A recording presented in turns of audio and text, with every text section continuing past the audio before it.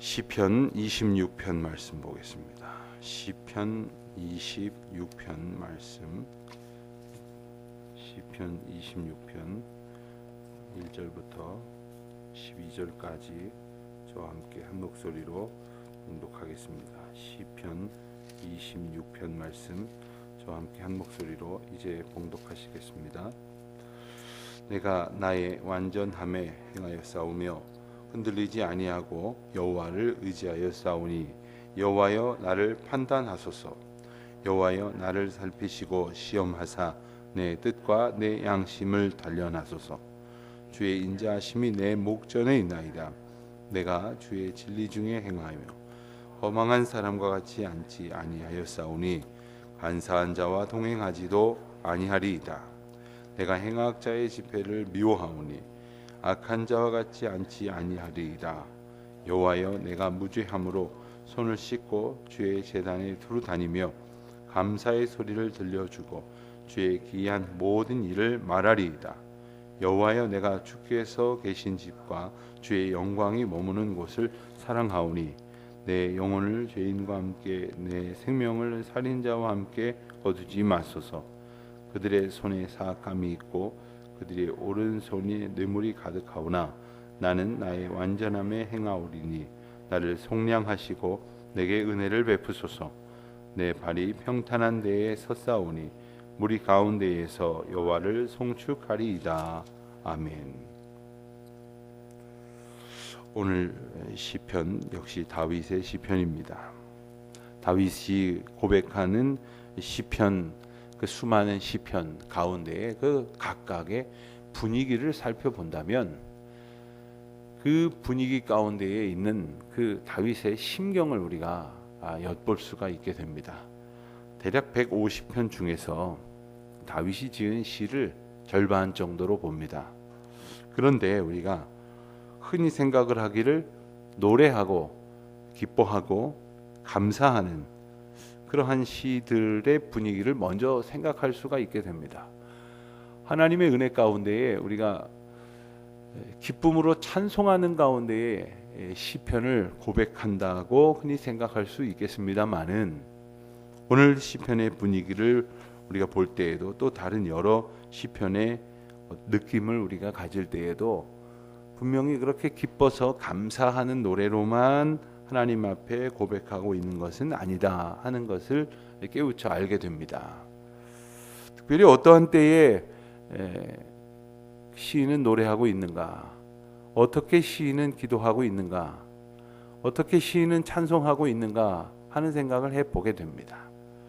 오늘 말씀에도 보면 1절 2절 우리가 다시 한번 보면 내가 나의 완전함에 행하여 싸우며 흔들리지 아니하고 여호와를 의지하여 싸우니 여호와여 나를 판단하소서. 여호와여 나를 살피시고 시험하사 내 뜻과 내 양심을 단련하소서. 이 시의 고백은 한편으로는 탄원의 시라고 말할 수 있고 또 한편으로는 하나님의 은혜와 긍휼을 구하는 그러한 간절한 기도다라고 말할 수도 있습니다. 특별히 다윗은 아마도 그가 겪고 있는 많은 고난 가운데에서 여러 가지를 느꼈을 것이겠습니다만은 우선 그 무기력함을 느꼈을 것입니다. 그럼 우리가 이 세상에서 얼마나 많은 일들을 하는 위대한 인류라고 큰 소리를 칩니까?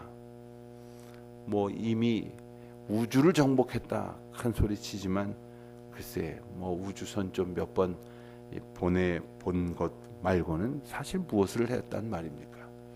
세상의 질병을 정복했다고 말할런지 모르지만 수시로 발생하는 그러한 변종 바이러스 앞에 전 세계가 무력화되는 것을 오늘도 우리가 보고 있지 않습니까? 이 무기력과 함께 또 하나는 나의 잘못과 상관없다고 말할 수는 없지만 억울하게 무고하게 당하는 고통 앞에서 자기 마음이 무너지는 것을 우리는 다윗의 고백을 통해서 보게 됩니다. 그러면서도 한편은 다윗이 어떻게 완전 무결한 삶을 살았겠습니까? 그 사이에서 느끼는 인간적인 괴리와 두려움과 염려와 근심, 그 가운데 다윗은 하나님을 의지하고 있다 하는 것이죠.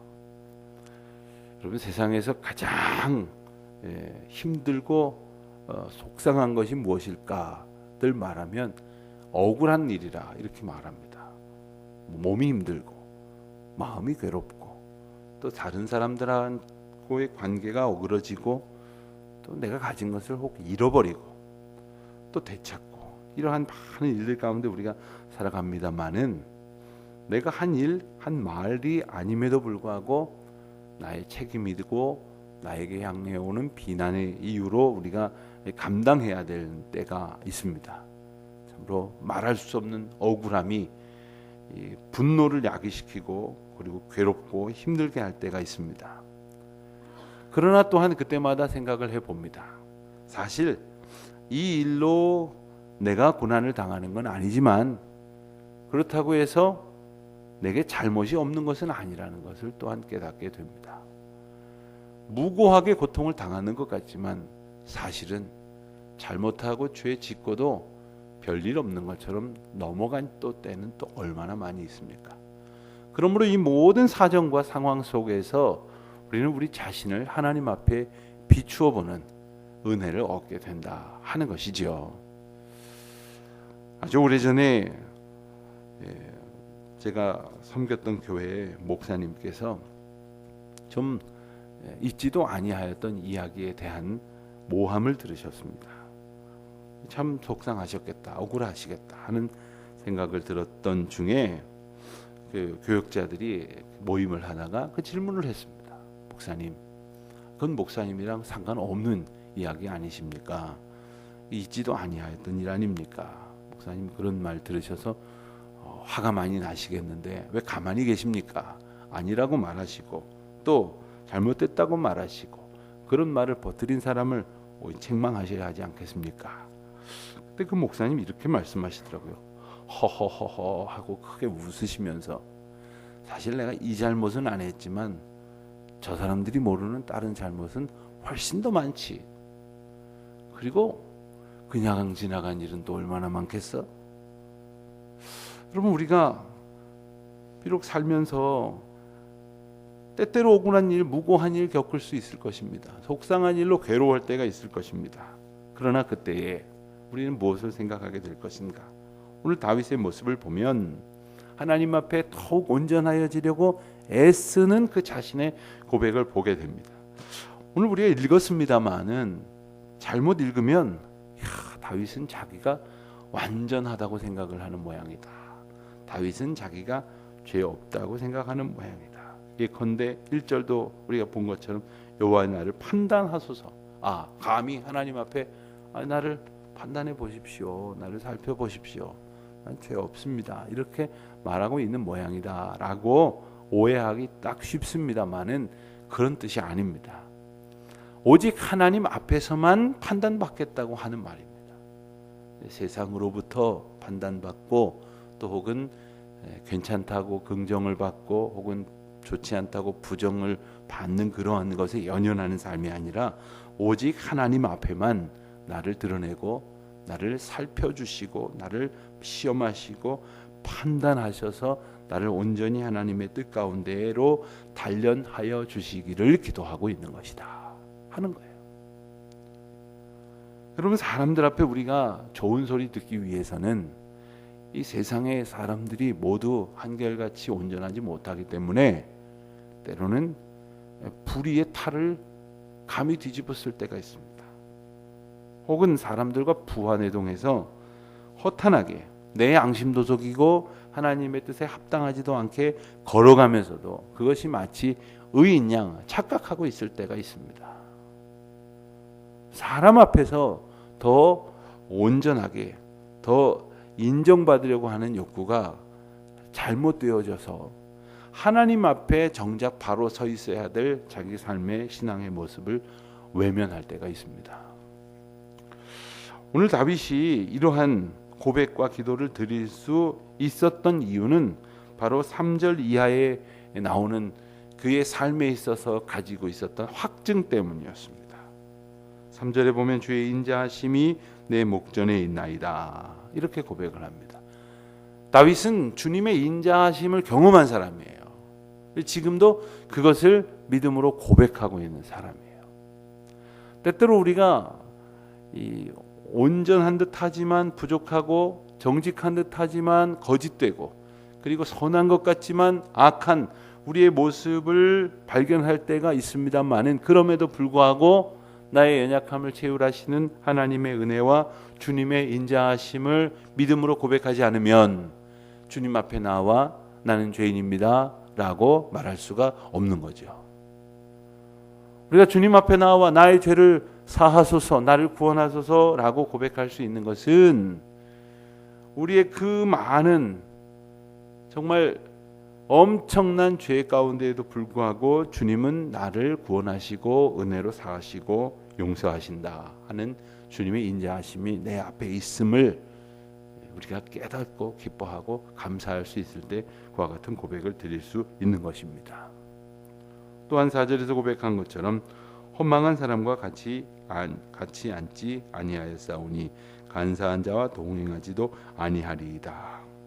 이것은 하나는 지난날의 고백이지만 또 하나는 앞으로에 대한 의지를 표명하고 있는 것이기도 합니다. 그런데 어떻게 그렇게 할 수 있습니까? 주님의 인자하심을 바라보고 주님의 도우심을 구하는 믿음의 자세를 가질 때에 비로소 가능한 것이죠. 예컨대 허망한 사람, 간사한 사람을 우리가 판단할 수 있습니까? 누가 간사한 마음을 가지고 내게 다가오고 있는지, 누가 허망한 생각을 가지고 나를 미혹하게 하고 있는지 우리가 그것을 분별할 수 있습니까? 6절 7절 말씀 보면 여호와의 무죄함으로 손을 씻고 주의 제단에 두루 다니며 감사의 소리를 들려주고 주의 기이한 모든 일을 말하리이다. 그럼 우리 주님 앞에 오늘도 나아옵니다마는 매일매일 우리의 발걸음을 하나님께로 향합니다마는 우리가 그때마다 가지고 있는 마음은 무죄하게 하신 하나님의 은혜입니다. 내가 지금 난 죄 없다 지금 이 얘기를 하는 것이 아니고 무죄하게 하신, 즉 죄를 사하심으로 하나님의 긍휼을 얻게 하신 은총을 감사하고 있는 것이죠. 주님은 시편 또한 우리가 24편에서 그저께 우리가 보았죠. 24편 4절을 보면 여호와의 산에 오를 자는 손이 깨끗하며 마음이 청결하며 뜻을 허탄한 데 두지 아니하며 거짓 맹세하지 않는 자로다 했어요. 근데 세상에 스스로 이런 삶을 살 수 있는 사람이 어디 있겠느냐는 거예요. 여러분 세상에 아무리 스스로를 연단하고 또 스스로를 성찰하고 바르게 살려고 분투한다고 해도 손이 깨끗하고 마음이 청결하고 뜻을 허탄한 데 두지 아니하고 거짓 맹세하지 아니하였다라고 말할 수 있는 사람이 어디 있겠느냐는 거예요. 이 말은 여호와께서 우리와 함께 하심으로 가능한 것이고 그때에 그와 같은 은혜를 힘입어서 내가 비록 죄로 가득하였지만 나를 무죄하게 하셨기에 그 은혜를 감사하면서 주 앞에 나아가고 있다라는 고백을 드리고 있는 겁니다. 난 죄 없습니다. 그러니까 나 당당히 주님 앞에 나아갑니다. 이 말이 결코 아니라는 거죠. 그가 감사의 노래를 드릴 수 있는 겁니다. 감사란 바로 죄 없는 사람이 죄 없다 소리를 듣는 게 아니라 죄 중에 있었지만 죄를 없게 하심으로 무죄한 자의 기쁨을 누리게 하신 하나님의 은혜를 경험한 사람이 고백하는 그 심정인 것입니다. 감사란 내가 받을 수 없는 중에 하나님의 은혜를 받았고 누릴 수 없는 중에 하나님의 평강을 누렸다라는 것을 깨닫는 사람입니다. 감사란 바로 이 나에게 있는 이 모든 평강이 내가 마땅히 얻을 것이 아니라 하나님의 선물이고 나의 믿음이 전적으로 하나님의 긍휼이라고 하는 사실을 고백하게 되어지는 것입니다. 9절 말씀 보면 내 영혼을 죄인과 함께 내 생명을 살인자와 함께 거두지 마소서. 여러분 우리가 이 죄인과 살인자로 살아가고 있습니다마는 사실 내가 죄인이고 내가 살인자인 삶을 고백하고 있습니다. 그 가운데에 하나님의 긍휼을 힘입어서 온전한 백성의 은혜를 누리며 살게 하셨지만 여전히 우리는 그 또한 죄성을 가진 존재로서 살아갈 뿐 아니라 죄악이 가득한 이 세상을 살아가게 되는 것 아닙니까? 그래서 하나님께서 11절에서 고백한 것처럼 나의 완전함에 행하리오니 나를 속량하시고 내게 은혜를 베푸소서. 나의 완전함이란 내가 가지고 있는 완전함이 아니라 하나님께서 내게 주신 온전함을 이야기하는 겁니다.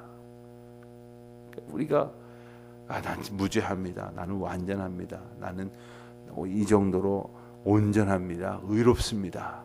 이 고백이 아니라 이렇게 인도하시고 이렇게 은혜를 베푸신 주님 앞에 감사하는 것이죠. 그리고 마지막 절에 우리가 보는 것처럼 주님을 여호와를 그 가운데에서 송축하고 있습니다. 하나님께서 나에게 이러한 구원의 은혜를 베푸시고 긍휼의 은총을 베푸셨으므로 주님은 내게 마땅한 찬송과 높임과 경배를 받으시기에 합당하신 분이다 하는 거죠. 오늘도 우리의 삶에 있어서 여러분 우리는 분명히 우리가 좋아하는 것을 더 높이고 우리가 바라는 것을 더 세우고 그리고 칭송하고 그렇게 살아갑니다. 하지만 우리에게 이와 같은 은혜와 평강과 기쁨과 무엇보다도 속량의 구원을 얻게 하신 하나님의 은총을 송축하며 주님을 찬송하며 그 은혜를 누리며 감사함으로 살아가는 우리 모두의 또 하루의 삶이 되시기를 주님의 이름으로 축원드립니다.